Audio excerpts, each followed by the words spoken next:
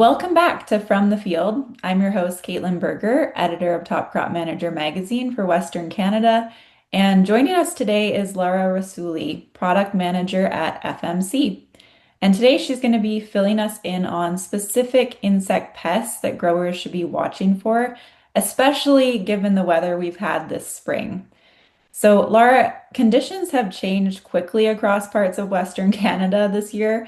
What are you hearing about insect pressure right now? Yeah, I think it's safe to say that spring conditions varied significantly across the prairies this year. The north had gotten some really late snowfalls, followed by flooding in certain regions, which delayed seeding. To the contrast of the southern regions in southern Alberta and southern Saskatchewan, who were able to get a decent start just around when they usually get to seeding. While the delayed seeding in some of the northern regions may have delayed insect development, it's not expected to reduce insect pressure. Reports are indicating that insect activity has just simply been pushed later into the season.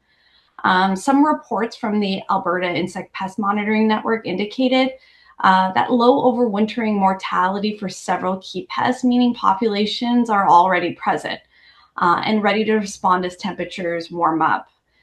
So two pests I would watch out for: Bertha armyworm and grasshoppers. The key message here is to scout regularly for them and pay attention to local monitoring programs. A delayed spring can create concentrated feeding pressures, so it's important to make sure your crop is protected before it's too late. Okay, so you mentioned that it's important to scout regularly, but why is scouting so important when it comes to pests like Bertha armyworm and grasshoppers? Yeah, I mean, insect pressure can vary dramatically from field to field. Regional reports are valuable, but nothing replaces boots on the ground, really getting into your field and checking out which pests are starting to show up. Scouting just helps growers determine whether or not economic thresholds have been reached before making an actual application decision. So when growers reach threshold, what gives them confidence in products like Coragen Max insecticide? Yeah, I think a lot of our customers have tried Coragen Max at this point, and have seen its consistent performance under real world conditions. It's fast activity with feeding, stopping quickly after the insect ingests the product, and it providing really long lasting residual control. And just in addition to that, it has a really strong fit within resistance management and your IPM programs. FMC also talks a lot about formulation quality. So can you just tell us why that matters? Yeah, so FMC's drive to continue R&D investment in formulation work is ongoing. I am a part of launching a couple of new products next year, and I was able to see this firsthand with our formulations team and how hard they work to make sure that formulations work and are used as best as possible. Just from a, for example, more concentrated product standpoint, smaller jug sizes. And so with that, we're trying to always improve ease of use.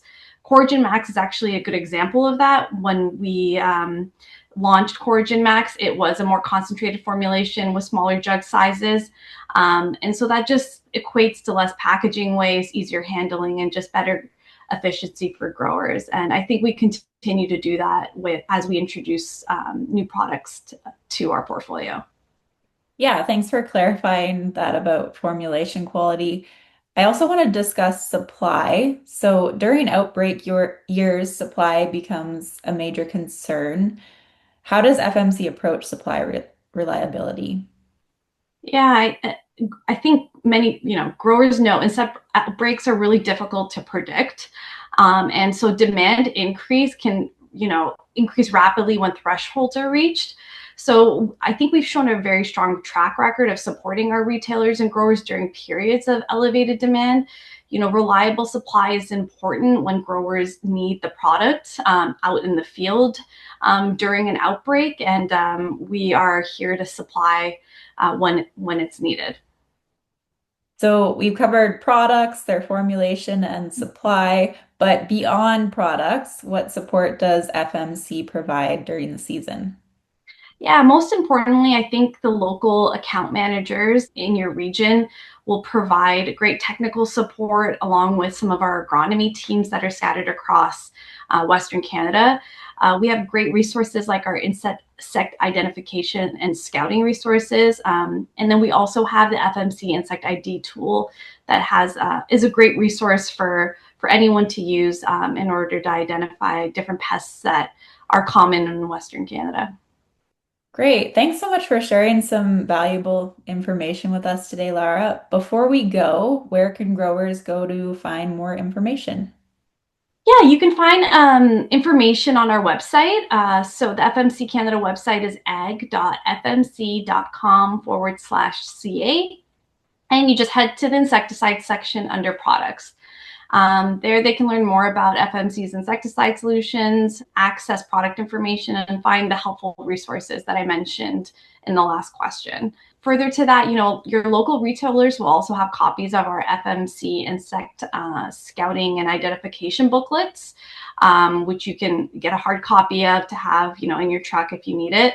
In addition, growers can use the FMC Insect ID tool online to help identify insects and then just to understand thresholds and selecting the right management approach that we offer. Excellent. Thanks again, Lara, and thanks everyone for joining this episode of From the Field. Thanks, Caitlin.